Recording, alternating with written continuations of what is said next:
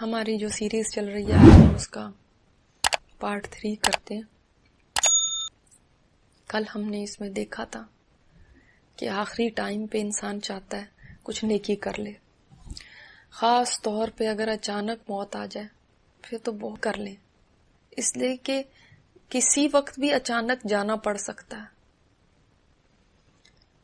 اور جانا پڑ جائے تو ایسا نہ ہو کہ پھر حسرتیں ہی رہ جائیں اور پھر آپ یہی سوچتے رہ جائیں کہ میں نے چھوڑنا تو تھا لیکن بس سوچتی ہی رہ گئی، کیونکہ ٹکٹ تو ہم سب کی بک ہو چکی ہے، واپسی کی ٹکٹ سب کی بک ہے، صرف یہ نہیں پتا کہ بکنگ کس دن کی ہے اور کس ٹائم کی ہے۔ اسی طرح کوئی نیکی اگر سوچ رہے ہیں بہت عرصے سے کرنے کا، گفتگو کرنے لگتے ہیں، کبھی اپنی انکم بڑھانے کے اوپر بحث کر رہے ہیں، کبھی کسی انویسٹمنٹ کے اوپر تبادلہ خیال ہو رہا ہے۔ ہائے یہ کیا جانے کہ اس دنیا کی یہ تمام چیزیں کتنی فانی ہیں اور ان کی کوئی بھی حقیقت نہیں ہے، یہ واقعی کھیل تماشا ہے۔ مگر اس کی سمجھ مجھے بھی تو اب آئی ہے، جب میں درس میں یہ سنا کرتی تھی تو کہاں میں توجہ دیتی تھی، مگر آج سمجھ آ رہی ہیں وہ سب باتیں جن کو ہم بس درس کے ٹاپک سمجھ کے سن لیا کرتے تھے، وہی تو سب سے بڑی حقیقت تھی۔ اور یہ جس کو میں نے کچھ سمجھا ہوا تھا، سب کچھ سمجھا ہوا تھا، وہ سب دھوکے کا سامان تھا، متاع الغرور تھا، اور میں زندگی میں دھوکا کھاتی رہی، اور آنکھ تو میری اب کھلی ہے۔ جب سب لوگ سمجھ رہے ہیں کہ میری آنکھیں بند ہو گئیں تو دراصل ابھی تو آنکھیں کھلی ہیں۔ کیسے میں ان لوگوں کو بتاؤں کہ اس دھوکے میں نہ پڑ جانا، یہ کچھ نہیں ہے، یہ تو سب ایک دن بس حسرت ہی بن کے رہ جائے گا کہ ہائے کہاں گیا وقت اور کس طرح ہم نے اس کو گنوا دیا۔ کیا بتاؤں ان کو کہ کچھ کر لو ورنہ میری طرح صرف پچھتاوے ہی رہ جائیں گے۔ ایک ایک سانس کے کہ جب کچھ کر سکتی تھی اور نہیں کیا، کیسے سمجھاؤں ان کو کہ زندگی کی قدر کرو، اس میں بیکار غم نہ پالو کہ وہ غم بھی پیچھے رہ جائیں گے اور وہ خوشیاں بھی پیچھے رہ جائیں گی، وہ دنیا کی سیاستیں بھی چلتی رہیں گی اور کاروبار بھی رکیں گے نہیں، مگر تم نہیں ہوگے۔ دنیا کی خبریں بھی روز آئیں گی اور روز جائیں گی، اور بازاروں کی رونقیں بھی باقی رہیں گی، مگر نہیں ہوگے تو تم نہیں ہوگے۔ انسان کتنے دھوکے میں پڑے ہوئے ہیں، کاش میں اٹھ سکتی تو چیخ چیخ کے ان کو سمجھاتی، کاش میں ان کو بتا سکتی کہ یہ اصلیت نہیں ہے، یہ اصلیت نہیں ہے۔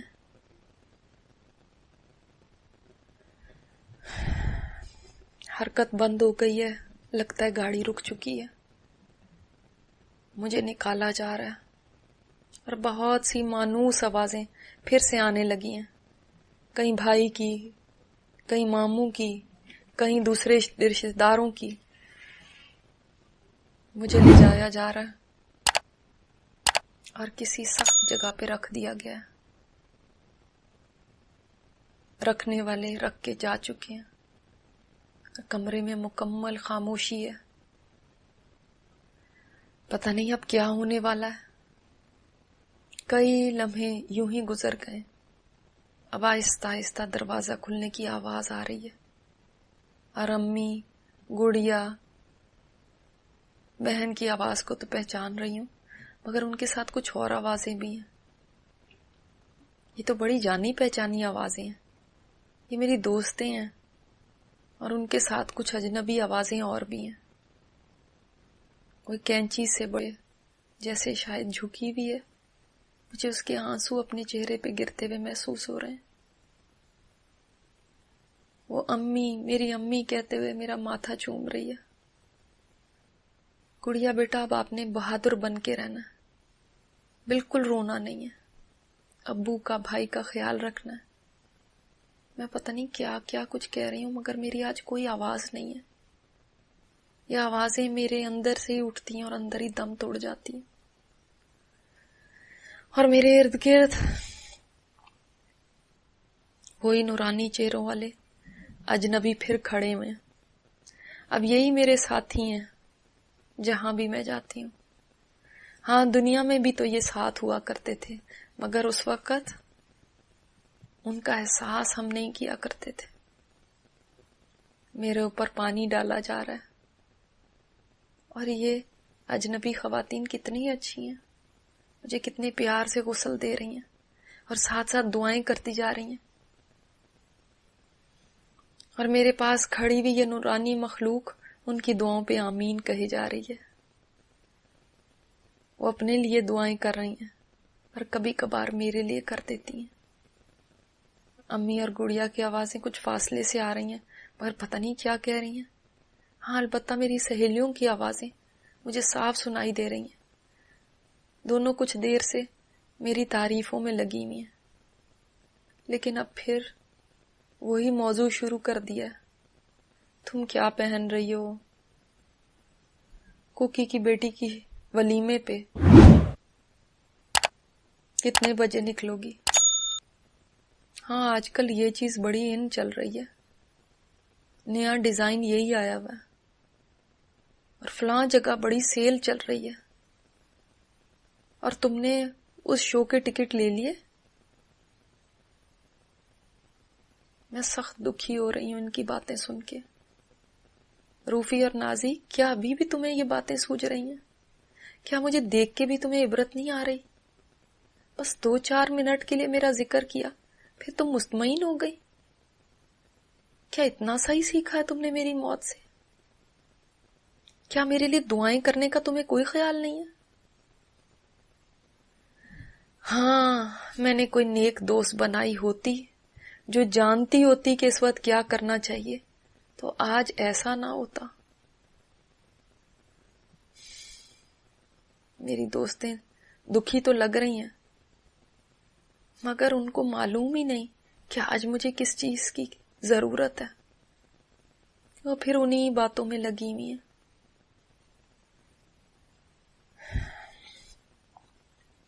ان کو میری موت سے بھی عبرت حاصل نہیں ہوئی. دیکھو تو صحیح، میں بھی کوکی کی بیٹی کی شادی پہ جا رہی تھی، اور دیکھو کہاں پہنچ چکی ہوں. کیا تم سوچتی نہیں ہو کہ موت کتنے قریب ہے؟ اس کی بیٹی کا تو ابھی ولیمہ بھی نہیں ہوا، اور میں دیکھو کدھر جا چکی اتنی سی دیر میں. یہاں سے چلے جانا بس اتنا ہی آسان ہوتا ہے، مگر ہاں، تم کیا جانو اس کو. تمہاری وہ محفلیں تو آباد رہیں گی، مگر میں نہیں ہوں گی. تمہاری پارٹیاں چلتی رہیں گی یوں ہی، مگر میری ضرورت ان میں نہیں ہوگی. وہ فن، وہ کہے اسی طرح بلند ہوتے رہیں گے، بس میرا ساتھ نہیں ہوگا. میں تو وہ ہوں جس کو تم لوگ اپنی مجلسوں کی جان سمجھتی تھے. تم لوگ کہا تو کرتے تھے کہ رومی آ جاتی ہے تو محفل میں جان پڑ جاتی ہے، مگر اب اس جان کے بغیر ہی تم خوشی خوشی اس طرح ہنس کھیل رہی ہو. اور میں خامخواہ سمجھا کرتی تھی گویا میں ہی وی آئی پی ہوں، اور میرے بغیر تو رونقیں ماند پڑ جائیں گی.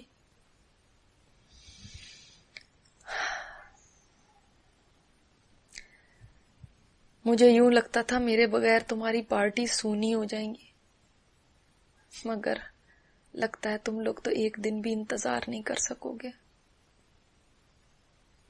اب پتہ چل رہا ہے کہ کوئی آئے یا جائے اس سے کسی کو فرق نہیں پڑتا. ہاں، جانے والے کو ضرور فرق پڑتا ہے. میں نے کتنا لمبا سفر طے کر لیا، کتنی منزلوں سے گزر چکی، اور تم لوگ ابھی تک وہیں کے وہیں۔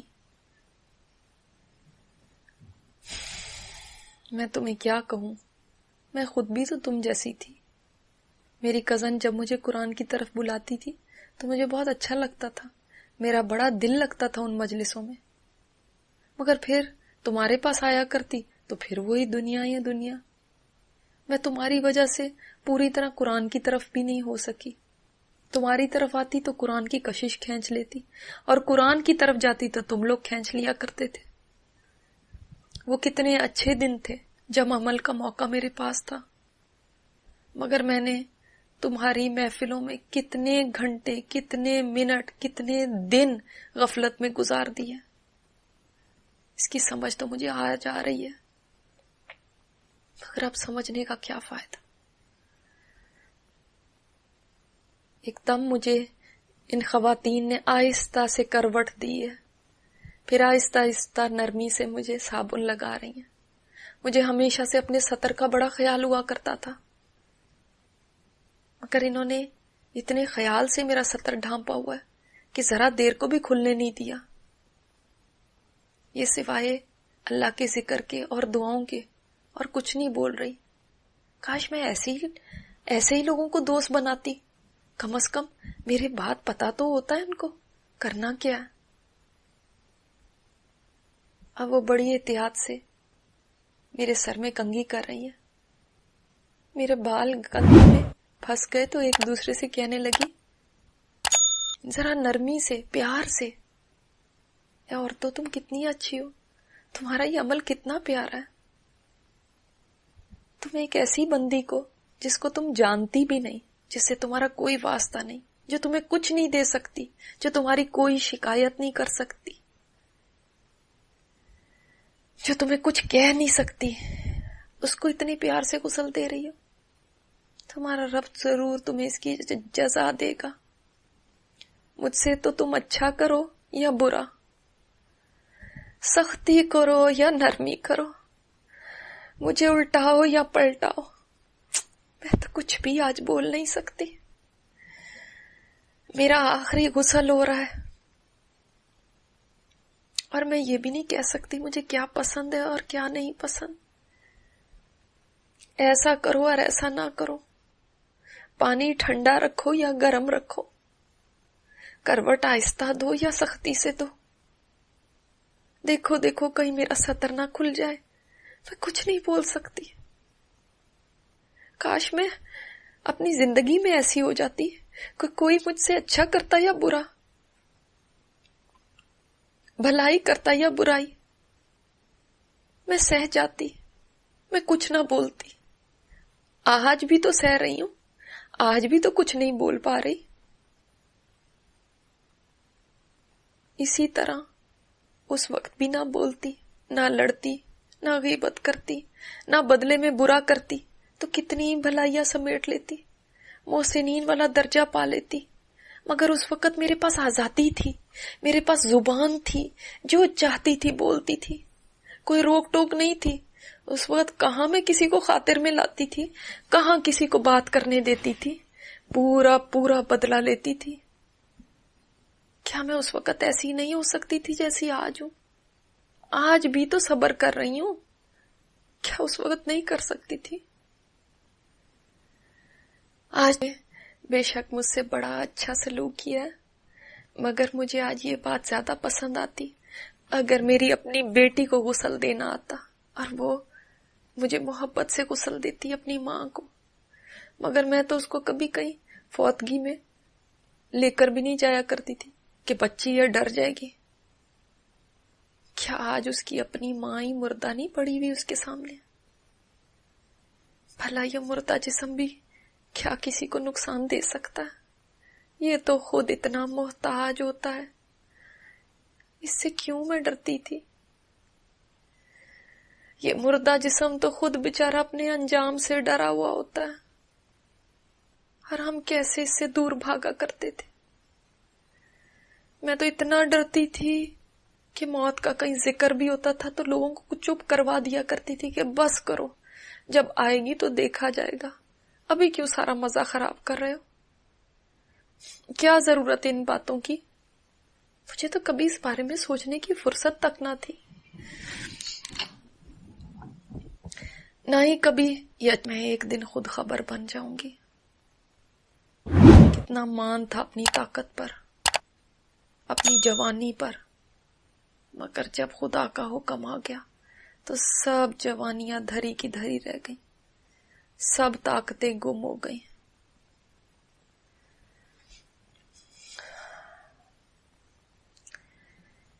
ایک خاتون نے امی اور گڑیا اور بہن کو آواز دی، اور میری سہیلیوں کو بھی، جو ابھی تک باتوں میں لگی ہوئی تھی، اور ابھی تک ان کو کسی نے کمرے سے جانے کو نہیں کہا تھا۔ کیا ان کو یہ پتا نہیں تھا کہ اگر میں زندہ ہوتی تو کیا میں پسند کرتی کہ لوگ کھڑے ہو کے یوں میرے غسل لینے کا تماشا دیکھیں؟ مگر میں آج کہاں کچھ کہہ سکتی ہوں؟ کوئی کمرے میں ہے یا نہیں ہے میں تو بتا ہی نہیں سکتی، کچھ بول نہیں سکتی، کسی کو جانے کا نہیں کہہ سکتی۔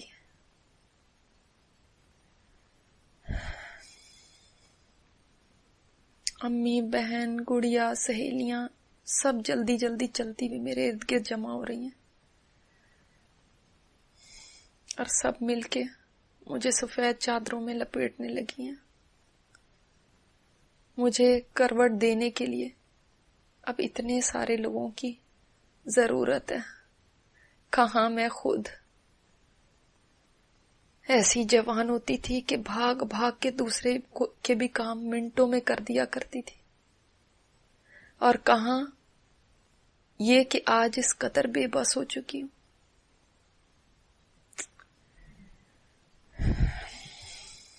آج غسل لینا اور خود کو لپیٹنا تو دور کی بات ہے، خود کو کروٹ تک نہیں دے سکتی ہوں، اس کے لیے بھی اتنے سارے لوگوں کی محتاج ہوں۔ آج اس بات کی بھی محتاج ہوں کہ کوئی میرے سطر کو بے پرد نہ ہونے دے، خود اپنے سطر کا خیال بھی نہیں کر سکتی۔ آج اتنی مجبور ہو چکی ہوں کہ اشارے سے بھی نہیں بتا سکتی کہ ذرا آرام سے دیکھو، میں کہیں گر نہ جاؤں اس تختے سے، ذرا آرام سے، ذرا احتیاط سے۔ میری دوست نازی امی سے بولی، آنٹی مجھے کوئی کہہ رہا تھا کہ آپ لوگ باڈی پاکستان لے جانے کا سوچ رہے تھے، اگر اس میں کوئی ہیلپ چاہیے تو بتائیں، ہمارے تو کانٹیکٹس ہیں، فری میں بھجوا سکتے ہیں۔ اس بات پہ اگر میں چیخ سکتی تو چیخ کے کہتی، نہیں، میں تم لوگوں کو کیسے بتاؤں؟ ایسا کرنا میں اپنے ساتھ ہرگز پسند نہیں کروں گی۔ میں تم لوگوں کو کیسے اپنی مرضی بتاؤں؟ اور نازی تم کتنی نادان ہو، تم بجائے امی کو منع کرنے کے کہ یہ تکلیف دینے کی کیا ضرورت ہے، تم الٹا ہیلپ آفر کر رہی ہو۔ اور امی ٹھنڈی آہ بھر کے بولی، ہاں بیٹا، ارادہ تو یہی تھا، وہاں سارے رشتہ دار منہ بھی دیکھ لیتے، اور وہاں ہم سے قریب ہوتی تو ہم قبر پہ آیا جایا کرتے، اب یہاں پردیس میں دفن کرنے، نہ ہمارا یہاں کوئی ہے، نہ ہم یہاں رہتے ہیں۔ نازی بولی، بالکل ٹھیک کہتی ہیں آنٹی، پھر کیوں آپ نے آئیڈیا ڈراپ کر دیا؟ امی بڑے دکھ کے ساتھ کہنے لگی، بس اس کے مولوی بھائی نے نہیں لے جانے دیا، بہت کہا مگر وہ نہیں مانا۔ بھائی جان نے کتنا بڑا احسان کیا مجھ پہ، کیا ان لوگوں کو سمجھ نہیں ہے کہ میرے جسم کو چیرا پھاڑا جاتا تو مجھے کتنی تکلیف ہوتی، میرے اعضاء کو نکالا جاتا، مرد میرے جسم کو ڈرین کرتے، کیا یہ سب کچھ ان کو گوارا ہوتا؟ امی لگتا ہے بھائی جان سے ناراض ہیں، بولی اس نے تو ضد کر کے دفنانے کی بھی جلدی کر دی، ورنہ میری بڑی بیٹی ابھی راستے میں ہے، وہ آ جاتی تو وہ بھی دیکھ لیتی۔ ارے امی آپ کو کیا بتاؤں، مجھے آج کسی کے آنے کی ضرورت نہیں، مجھے بس جلدی لے جائیں، جلدی لے جائیں میری منزل کی طرف، مت انتظار کریں کسی کا۔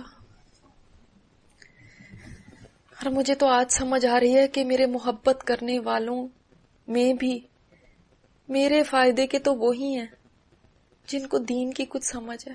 امی مجھ سے بہت پیار کرتی ہیں مگر ان کو پتہ نہیں ہے، دین کی سمجھ نہیں ہے، تو آج میری محبت میں وہ کام کرنا چاہتی ہیں جو مجھے فائدے کی جگہ الٹا نقصان دے گا۔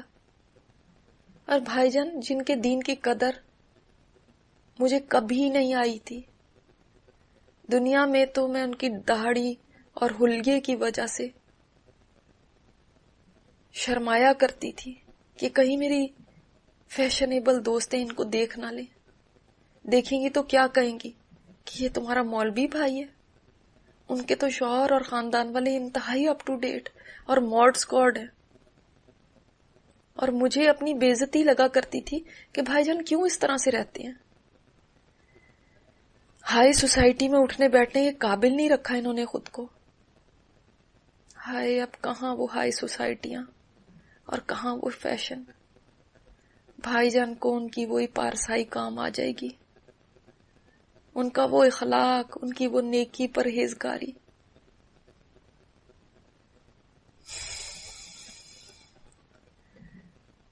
سب لوگ مل کے بڑی محنت سے مجھے چادروں میں لپیٹے جا رہے تھے، یہی وہ کفن ہے جس کو دیکھ کے میں بہت گھبراتی تھی، مجھے بہت ٹینشن ہوتی تھی، اس سے دور بھاگتی تھی، اس کو ایسے سمجھتی تھی جیسے کوئی بلا ہے جو مجھ سے چمٹ جائے گی۔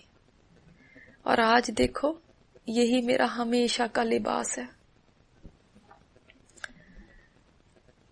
کہاں ہے میری وہ کلوزٹ جس میں قیمتی سے قیمتی جوڑے پڑے ہیں؟ اور ابھی کچھ تو میں نے خاص شادی کے لیے بنوائے تھے، میرا تو ایک ایک جوڑا انتہائی خوبصورت اور مہنگا تھا، اور کئی جوڑوں کو تو پہننے کی نوبت بھی نہ آئی۔ آج جو لباس پہن رہی ہوں یہ لٹھے کی چادریں ہیں۔ کیا کوئی میرے قیمتی جوڑوں میں سے ایک جوڑا بھی مجھے پہنا نہیں سکتا؟ کیا میں ایک بھی ساتھ نہیں لے جا سکتی؟ لے جا کر کروں گی بھی کیا؟ جہاں میں جا رہی ہوں وہاں تو کسی جوڑے کی بھی ضرورت نہیں ہے۔